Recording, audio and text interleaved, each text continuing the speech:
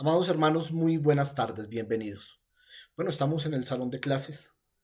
Hoy es 13 de marzo del 2024 y estamos en nuestro estudio de guerra espiritual. El propósito ha sido el tomar el concepto de la guerra espiritual y aplicarlo a nuestra vida cotidiana. Hemos estado aprendiendo lo que no es guerra espiritual, las ideas falsas que teníamos acerca de la guerra espiritual. Pablo nos lo dice muy claro allí en Efesios. De hecho, todo el Nuevo Testamento nos está mostrando que la influencia satánica, el ataque satánico, primero va dirigido a sus enemigos, que son la iglesia. Todos los que nos parecemos a Cristo, todos los que llevamos el Espíritu Santo, todos los que nos congregamos, todo eso para el adversario, el enemigo, Satanás, es blanco de sus ataques. Por eso, nuestra batalla es continua. Bueno, hoy voy a hacer un muy corto resumen acerca de, bueno, cómo es que ha venido obrando el enemigo y cómo lo vimos la semana pasada, para pasar a dos ejemplos que hoy quiero traer a ustedes. Uno es en el Antiguo Testamento y otro es en el Nuevo. Ejemplos, hay muchos, son muchos, la palabra está llena de ellos, pero tomé dos en los que el diablo actuó en la mente, en el Antiguo Testamento, de unos israelitas específicos, ya los veremos, los famosos 10 espías de los 12 que mandó Moisés a reconocer la tierra. Y en el Nuevo Testamento hablaremos de un caso de la iglesia, es decir, del libro de los Hechos. ¿Qué les parece si por un momento ponemos nuestra vida delante de nuestro Señor y Dios y que obre? Amén. Vamos a orar. Cierra allí sus ojos, ya que tiene usted lista su Biblia, sus cuadernos, sus apuntes, y vamos a orar. Padre amado, te damos gracias, Señor, por lo que has venido hablando a nuestros corazones, a nuestras mentes, a fin que nuestro conocimiento, nuestro intelecto, pero también nuestro espíritu, sean instruidos acerca de las tretas, artimañas, engaños y métodos del enemigo para cumplir el propósito que tienes. Su propósito es de destrucción. A eso vino el enemigo. Y tú viniste a darnos vida y vida en abundancia. Por eso hoy abrimos como abrimos nuestra palabra y nuestros cuadernos, abrimos también nuestra mente. Háblanos, Señor, y permítenos a través de los ejemplos que tenemos hoy entender la vulnerabilidad cristiana, es decir, el saber que somos blancos del enemigo, que apunta sus armas hacia nosotros, específicamente a nuestros pensamientos, a nuestro entendimiento, a nuestra mente. Gracias por tu Santo Espíritu que ahora vive en nosotros, que tiene justamente el propósito de transformar nuestra manera de pensar. Y mientras el Espíritu Santo lo hace, el enemigo en ese mismo lugar está poniendo lo suyo, la mentira, el engaño, los patrones de vida contrarios a la voluntad de Dios. Así lo entendemos y por eso hemos discernido que el campo de batalla es los pensamientos, la mente de cada cristiano. Padre, quedamos en tus manos, háblanos y Señor, que como siempre lleguemos a ser hacedores de esta tu bendita palabra. Gracias, mi buen Señor. Amén. Aleluya. Comenzamos entonces con nuestra portada, la que ya conocemos, la que nos identifica durante este tiempo de guerra espiritual. Aquí nos está dando la idea de que nosotros somos como este que está allí. Es consciente que está en guerra y por eso tiene puesta la armadura. Él se protege contra los ataques del enemigo. Nosotros nos protegemos para permanecer firmes contra los engaños del diablo. La semana anterior estuvimos viendo una porción de Efesios 6:11, haciendo énfasis en 4 palabras que desde el griego nos deja ver mucho más el sentido del mensaje de Pablo. Uno es la palabra dunamai, que es el verbo ser capaz. Es un verbo, y lo hablábamos como yo soy capaz de levantarme, yo puedo hacer esto o aquello, el poder. Por eso, una de las acepciones de dunamai es también poder, potencia. Y entonces necesitamos permanecer firmes. Y vimos entonces la palabra istemei. Y esta istemi implica permanecer firmes, sostenerse en pie. ¿Contra qué? Contra metodeia, que es la siguiente palabra, que es artimaña, acechanza, trampa, método. En la próxima lo vamos a poder ver mejor. Del diablo, el enemigo, el adversario, el calumniador, el engañador, a quien Dios mediante la otra semana vamos a poderle dedicar una clase completa, porque la idea es entenderlo bien. Si entendemos bien al enemigo, créanme, nuestras estrategias de defensa y nuestra armadura va a ser mucho más efectiva. Y veíamos entonces los muchos significados de la palabra metodeia, haciendo énfasis en mentira. La especialidad del diablo es la mentira. La usó con Adán y Eva y le dio resultado, y de allí en adelante lo viene haciendo. Artimaña, estrategia, engaña, estafa, todo eso lo vimos la semana anterior. Y enfatizamos en que la mente es el campo de batalla del enemigo y es donde luchamos nuestras mejores batallas. ¿Cómo lo hace? Usa el engaño, dirige nuestra atención en los tiempos de crisis. Si es una necesidad o si es un deseo, ahí está, poniendo su engaño. De eso hablamos, estamos en un repaso corto. Escoge el momento oportuno, el momento de vulnerabilidad. Miren, amados, hablábamos la semana anterior que cuando dejamos de orar, cuando dejamos de escudriñar la palabra, cuando dejamos de compartir con otros hermanos en la fe, cuando dejamos de congregarnos, nos vamos volviendo vulnerables, porque se va apagando el espíritu. Vamos permitiendo que el Espíritu Santo vaya apagándose. Y el enemigo va a aprovechar ese momento. Otro punto, dijimos que crea duda en nuestra mente. Sobre todo, duda con respecto a lo que Dios dice. Y recordábamos la palabra de Génesis 3:1, con que Dios dijo. Es decir, no crean todo lo que Dios dice. Atentos con eso, ¿no, mis amados? Eso lo pudimos ver y lo pudimos estudiar. En la siguiente, que estuvimos en estudio, pudimos ver que Él quiere que caigamos en discusiones, que no estemos de acuerdo, que asumamos nuestras posiciones por encima de la de los demás para crear división. Entendimos que definitivamente su meta, como dice Juan 10:10, es destruir, porque a eso vino, a robar, matar y destruir. Esa es la razón de ser del enemigo.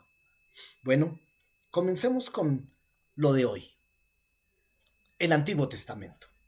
Les voy a poner el antecedente. Ustedes lo recuerdan tal vez. Ellos van a poseer la tierra. Y entonces Dios le dice a Moisés que envíe a los príncipes de cada tribu. Es decir, a los varones primogénitos de las familias que están en edad de guerra, que están en capacidad de representar a sus tribus, que vayan y reconozcan la tierra. Les voy a leer y, como les he hecho énfasis, no dejemos pasar las palabras. Cada palabra tiene su sentido en medio del contexto. Los envió pues Moisés a reconocer la tierra de Canaán, diciéndoles: subid de aquí al Negev y subid al monte, y desde allí observad la tierra como es. Entonces, a ver, miren, amados, cómo esto puede pasar cuando escudriñamos la palabra. La palabra nos dice algo específico, claro, contundente. Observen los ojos, la visión. Miren cómo es la tierra. Miren cómo es el pueblo que lo habita. Analicen si es fuerte o débil, si es poco o mucho. Miren cómo es la tierra habitada, si es buena o mala, si es fértil o árida. ¿Cómo son las ciudades? ¿Son campamentos? ¿Son carpas? ¿O son casas en material? ¿Están fortificadas? ¿Cómo es el terreno? ¿Hay árboles o hay sequedad? Y tomen del fruto del país porque es el tiempo ya de la primavera, es el tiempo de recoger la cosecha. Amados, ¿se dieron cuenta cuál es la orden? Era observar y traer la razón.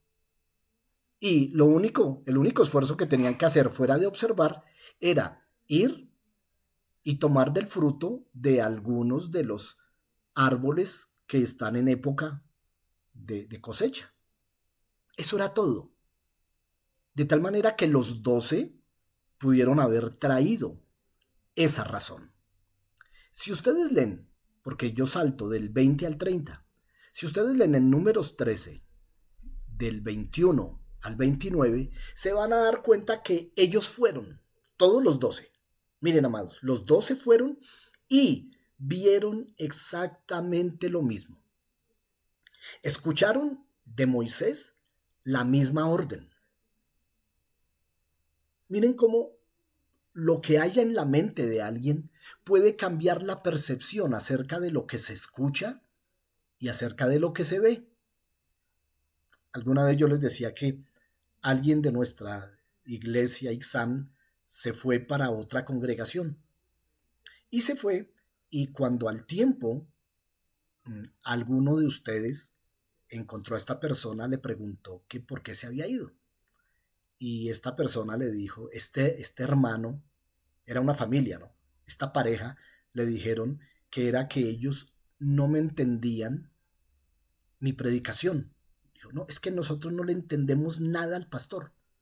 Y entonces estas personas que habían encontrado a la pareja le dijeron, pero ¿cómo así si él explica muy claro? Entonces, ellos oían la misma predicación, ellos recibían el mismo mensaje, pero su mente no estaba en capacidad de discernir qué era lo que se escuchaba. O simplemente su capacidad bíblica, su capacidad espiritual no discernía el mensaje espiritual. ¿Se dan cuenta? Cómo dos personas pueden escuchar lo mismo y cada una puede llevar una percepción diferente y una conclusión diferente. Pues bien, 10 de estos espías, a pesar que oyeron la orden de David, la orden de Moisés que Dios le había dado, ellos no trajeron la respuesta que Moisés esperaba. Ellos debieron haber traído un informe. Y entonces, Moisés le dice, miren la tierra, y entonces díganme, ¿el pueblo que la habita es fuerte o es débil? Y entonces ellos debieron haber dicho, hay fuertes y hay débiles. ¿Es poco numeroso? Son medianamente, está medianamente habitada, no son muchos ni pocos. ¿Es buena o mala? Y ellos hubieran dicho, la tierra es buena. ¿Son campamentos o plazas? Y ellos habían dicho, no, son ciudades fortificadas. ¿El terreno es fértil o estéril? Y ellos habían dicho, el terreno es fértil. Hay árboles y aquí está el fruto. Ese era el informe que esperaba Moisés. Pero ellos llegan a partir del versículo 21 muertos del miedo a decir, no podemos subir, no podemos ir allá. Donde vayamos nos tragan vivos, nos van a comer ¿cómo es que nos trajiste, Moisés, hasta acá? Nos habríamos quedado en Egipto. Pero Josué, hijo de Nun, y Caleb, hijo de Jefone,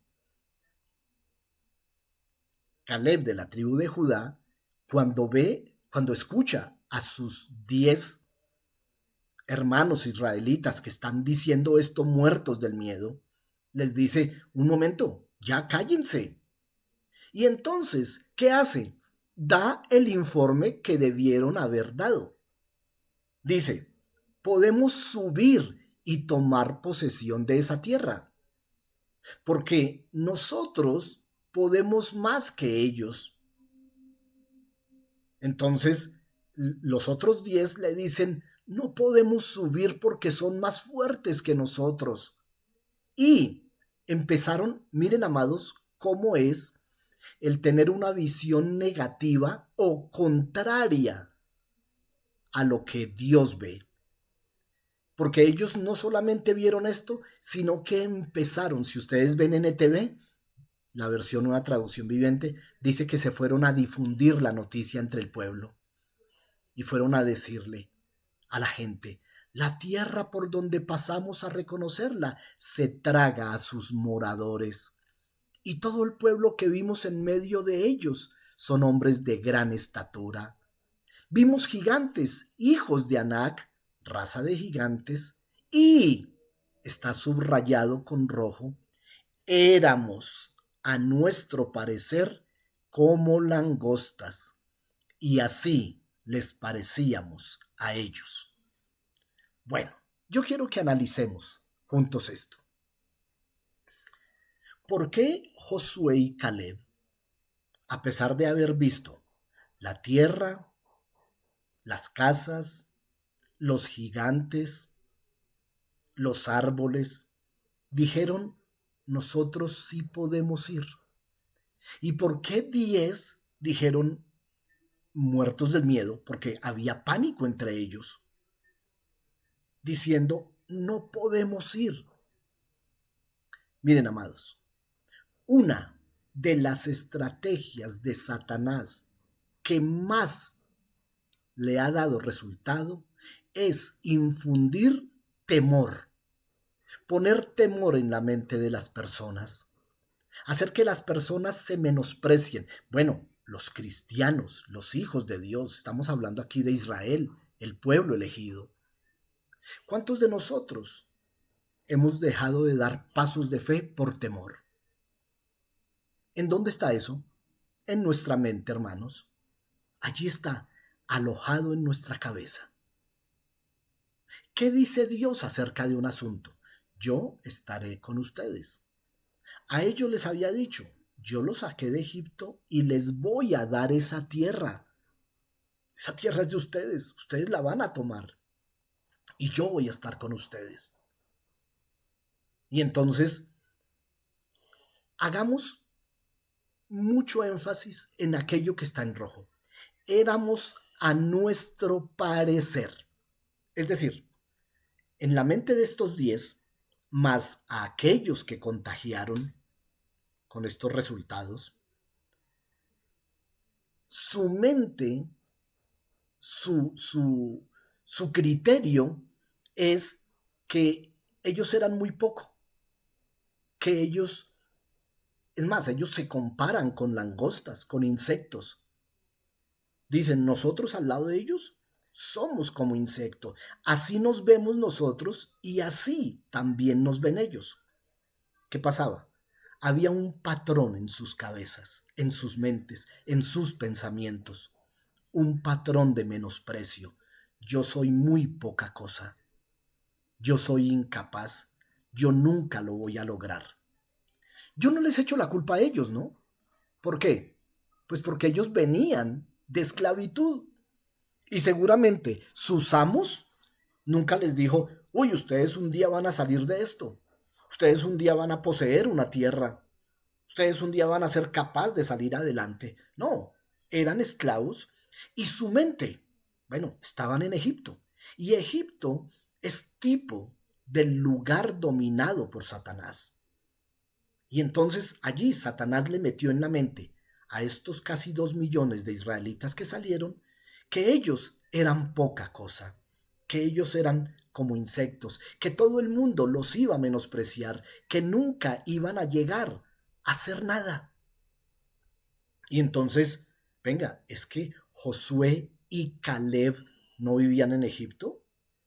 Josué y Caleb no venían de allá. Sus padres no venían de allá.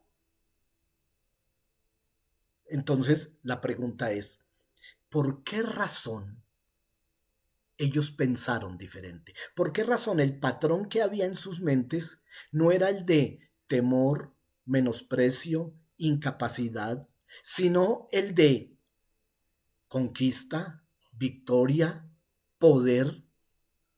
¿Saben por qué? Porque Dios lo había dicho y ellos lo creyeron. Estamos ya en números, amados. Ellos habían visto ya victorias. Ellos habían visto los milagros de Dios. Ellos eran testigos de cómo el Mar Rojo se abrió. Ellos y sus padres fueron testigos de cómo las plagas llegaron y no tocaron a los israelitas. Ellos fueron testigos de recibir comida del cielo y agua de la roca. Ellos eran testigos de una nube que les guiaba y les guardaba del calor abrasador del día y del frío inclemente en la noche. Esa nube que los cubría en el día se convertía en fuego durante la noche. Es decir, el testimonio que Dios estaba con ellos, Josué y Caleb lo asumieron y lo pusieron en su mente.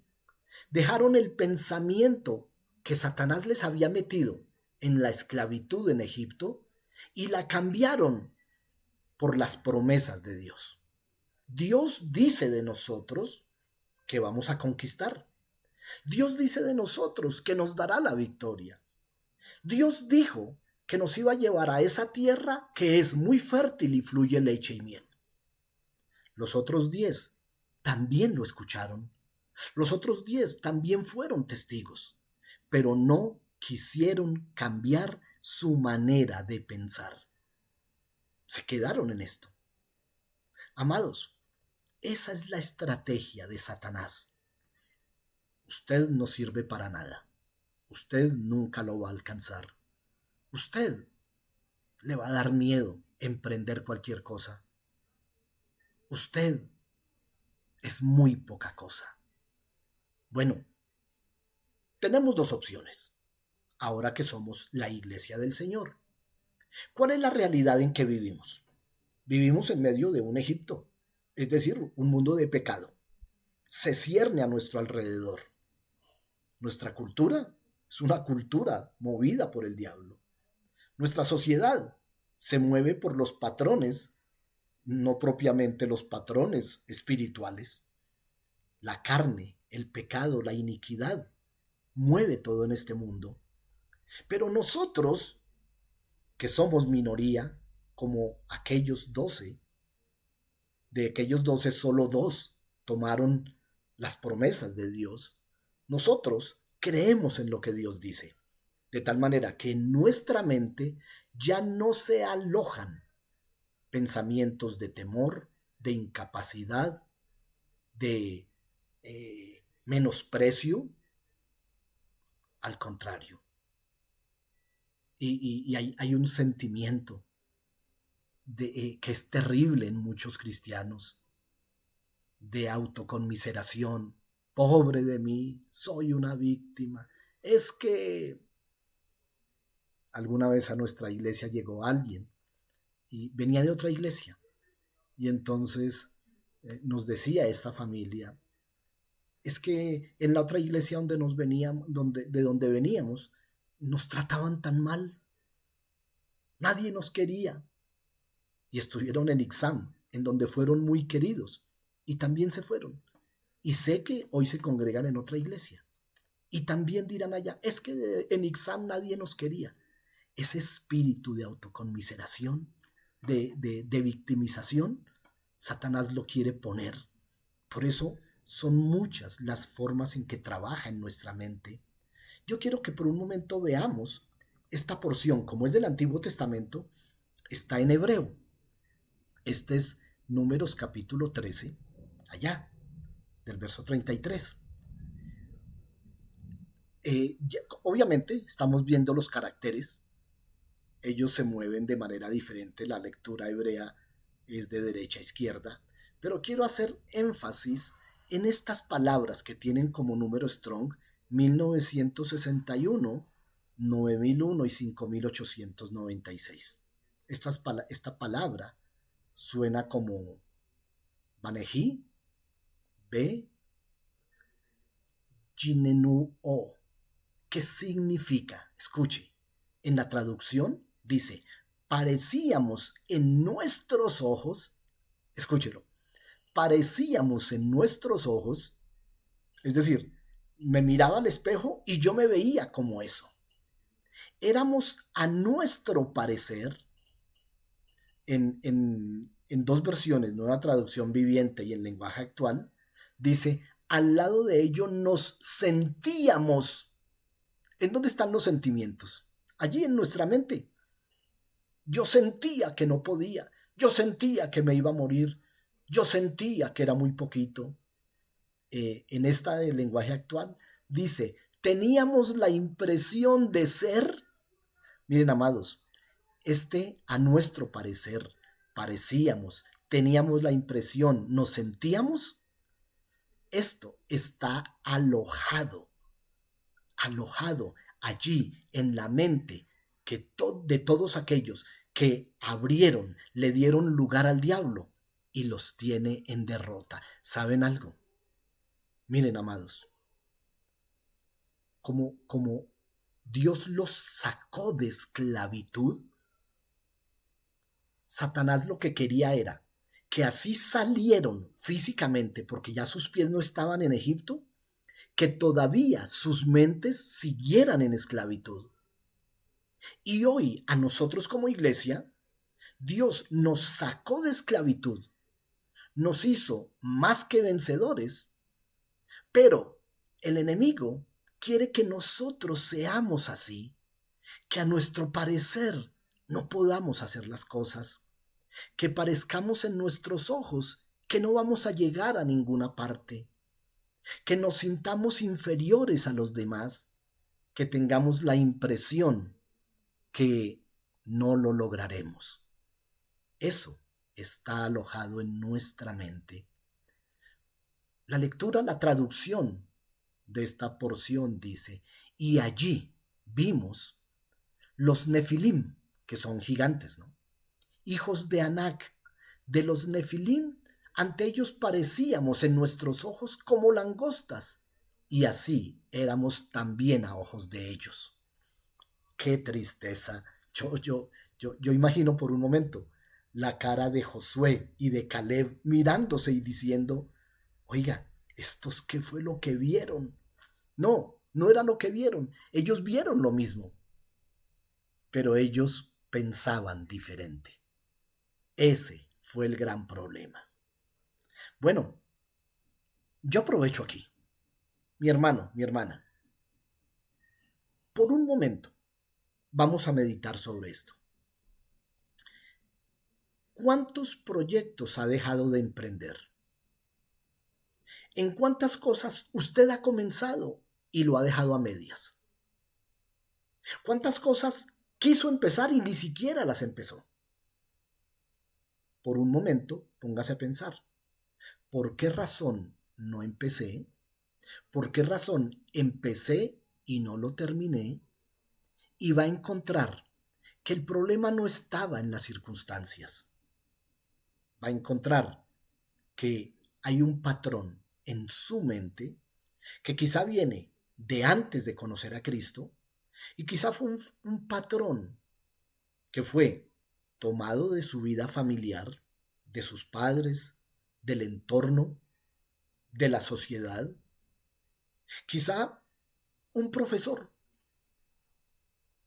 Usted contestó alguna vez mal y le dijo, usted es muy bruto, usted nunca va a poder aprender.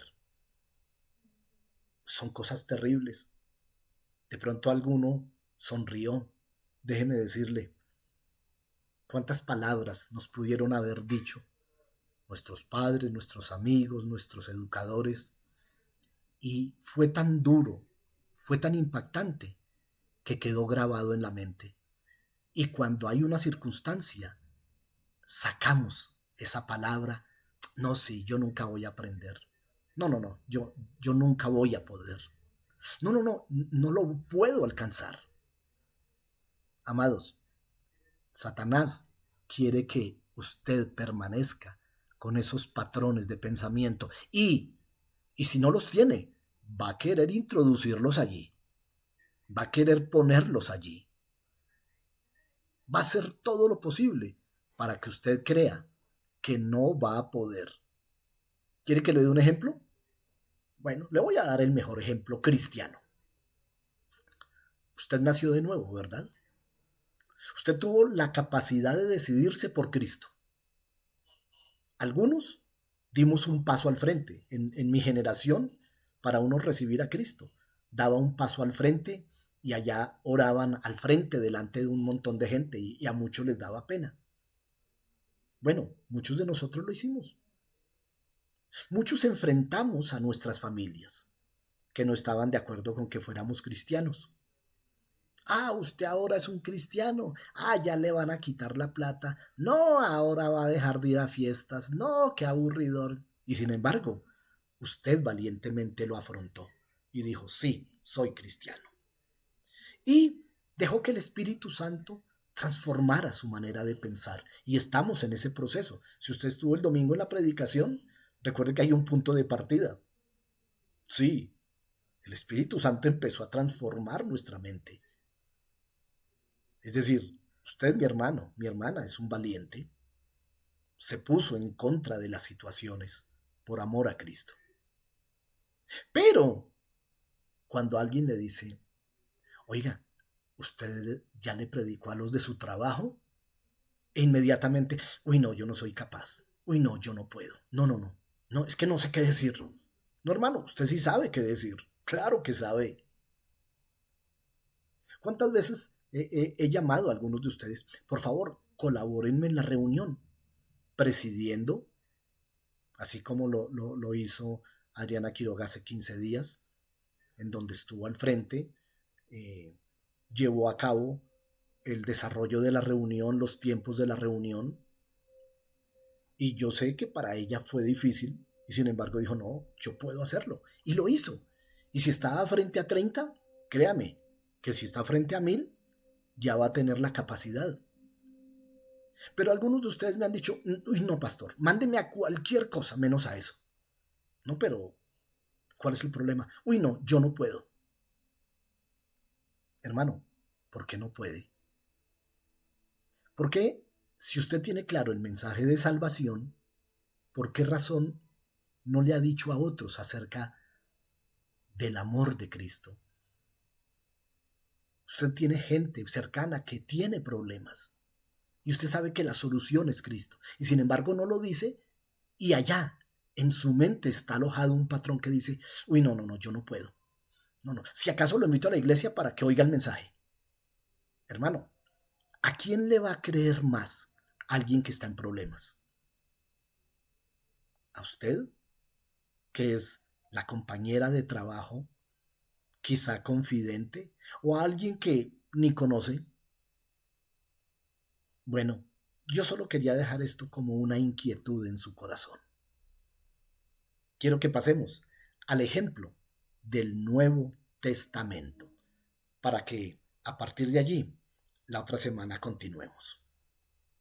Y es tomado del libro de los Hechos, específicamente del capítulo 5. Pero quiero empezar aquí para poner el contexto, el antecedente.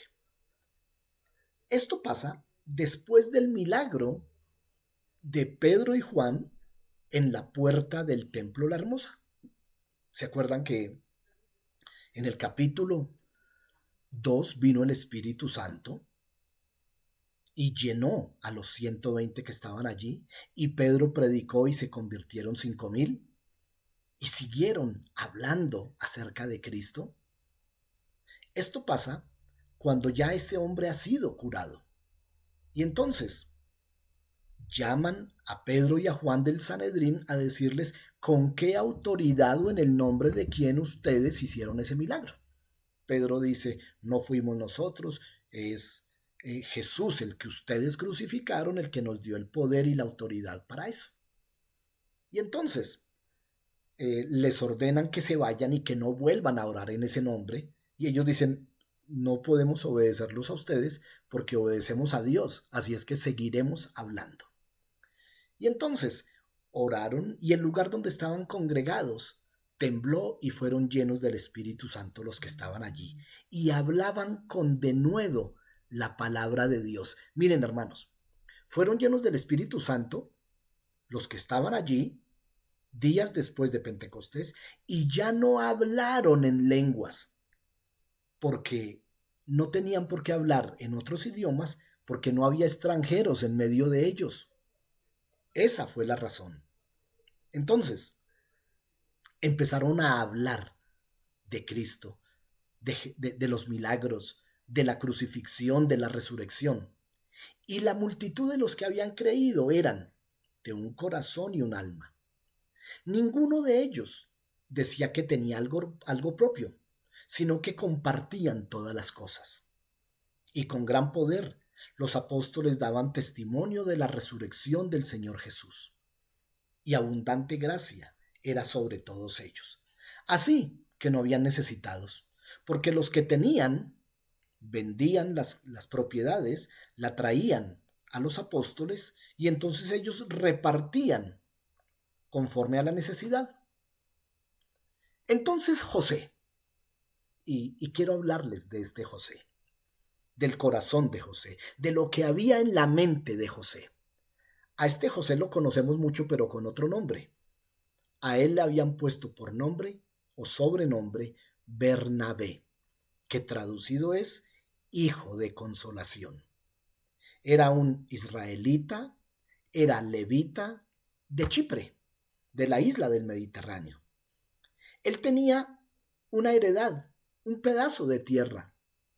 Y entonces vendió esa tierra, trajo la plata de la venta y se la dio a los apóstoles.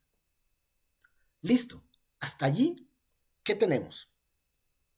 Bernabé, yo personalmente creo que Bernabé era uno de los 120 que estaba el día de Pentecostés. Es lo que es mi parecer. Porque a este Bernabé lo vamos a ver después siendo casi que el padre espiritual de Pablo. Lo vamos a ver después en los capítulos 9, en el 11. Él fue el que le dijo a Pablo, mire Pablo, ahora que usted es cristiano, esto es así. Es más, a Bernabé lo envían a Antioquía y allá predica. Y al ver la gente a Bernabé y a los que andaban con él, por primera vez llamaron a ese grupo cristianos. Es decir, este Bernabé caminaba como Jesús, pensaba como Jesús y actuaba como Jesús. Su mente era la de Jesús. Él vendió lo que tenía, trajo la plata y se la dio a los apóstoles. El hombre era desprendido acerca de sus propiedades porque él tenía un llamado. De hecho, él es el gran evangelista que lo vamos a ver en los viajes misioneros de Pablo. Él es el tío de Marcos, el que escribe el Evangelio. Él le predicó a su sobrino Marcos y gracias a eso hoy tenemos el Evangelio de Marcos. Termina el capítulo 4 y sigue el capítulo 5. Satanás obra en la mente de Ananías y Zafira. ¿En dónde obró? En la mente. ¿De quiénes? De una pareja de cristianos. Satanás obró en la mente de 10 israelitas que fueron a reconocer la tierra. Satanás obró en la mente de una pareja que vendió una propiedad y les puso en la mente que eso era mucha plata. Uy, no. ¿Cómo vamos a dar semejante diezmo tan grande? Miren, amados, esta no es una enseñanza de diezmos y ofrendas. Quítese esa idea de la cabeza. Ustedes nos conocen. Ustedes saben que Ixam no tiene ese parámetro de propósito para crecer. No, no, no, no. Pero quiero hablarle de la parte económica, porque en algo que Satanás trabaja en la mente es en la plata. Bernabé no tuvo problemas. Él tenía claro que iba a vender. Él se propuso, venga, ¿yo qué hago con ese pedazo de tierra si voy a estar viajando predicando? Fue, lo vendió y le dijo, Pedro, Juan, mire, aquí están los millones que costó ese pedazo de tierra. Tenía una mente transparente. En esto la vendí, aquí está todo. Pero Ananías y Zafira, primero, ¿qué hizo el diablo? Resulta que Bernabé llegó a alcanzar mucha fama y renombre. Y el primero que vendió su tierra fue Bernabé. Y entonces la gente decía, oiga, mire, aquel vendió la tierra y trajo la plata. ¡Qué bendición! Uy, gracias, hermano Bernabé. Gloria a Dios por esta ofrenda. Gracias a eso muchos van a poder comer. Los que están en necesidad van a poder suplir sus necesidades. Gracias, hermano. Y ellos quizás se llenaron de envidia. Venga, pues si queremos también ser reconocidos, vendamos ese pedazo de tierra. Y lo vendieron. Y cuando vieron la plata, dijeron, esto es mucha plata. Imagine usted, hermano, que usted gana el mínimo, un sueldo mínimo, 1.300.000 pesos. Y usted decidió que va a traer el diezmo. Y mensualmente deja 130.000 pesos. Da gracias a Dios, bendice a la iglesia, tiene paz en su corazón. Un día ascendió en su empresa y le subieron el sueldo a 10 millones. Y usted dice, uy, qué bendición, voy a ganar más. Antes daba 130.000, me quedaban 1 millón y algo. Ahora doy el diezmo y me van a quedar 9 millones.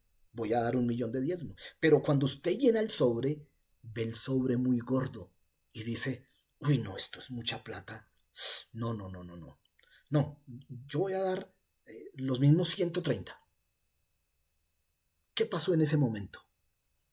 Satanás empieza a meterle en su cabeza no, metió en la cabeza de Ananías y Zafira, no voy a referirme a ustedes, pero es que lo digo con conocimiento de causa. Mete en la cabeza, eso es mucha plata.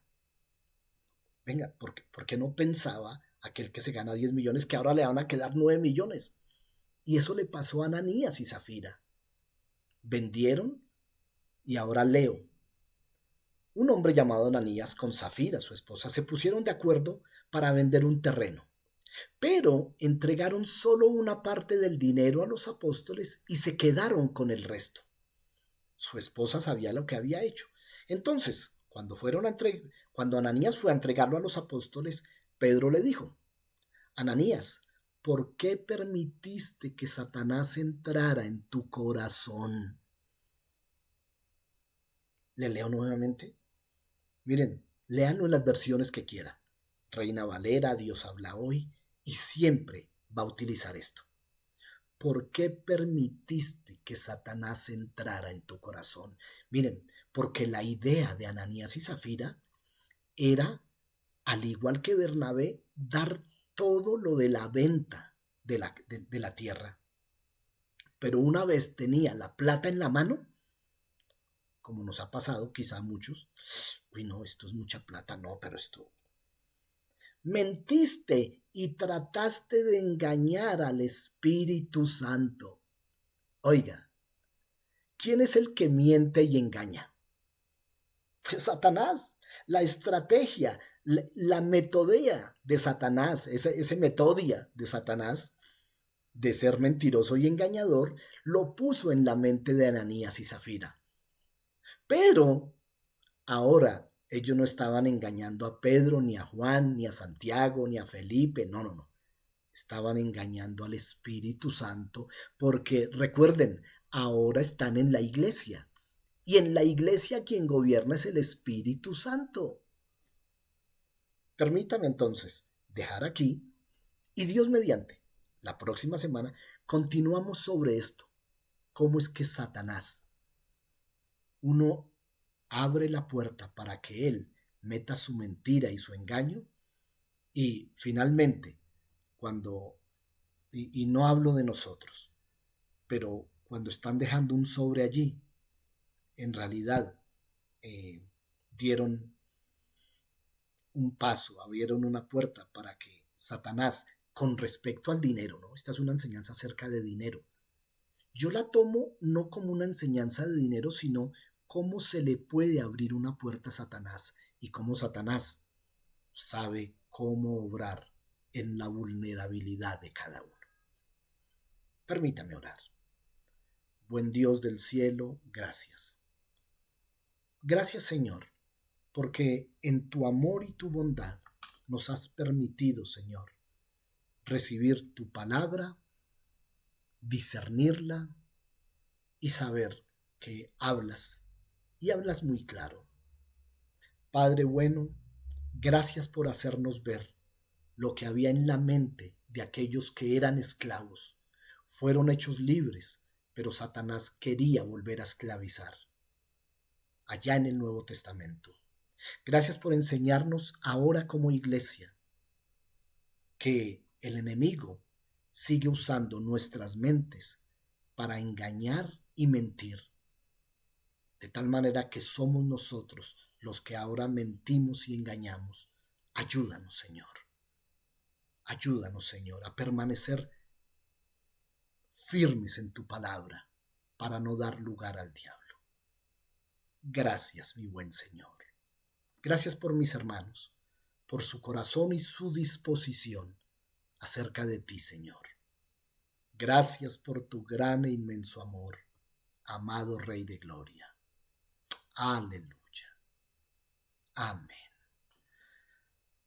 Mis hermanos, qué bendición compartir con ustedes cada tema, ¿no? Hoy, esto de guerra espiritual y cómo es que el diablo obra.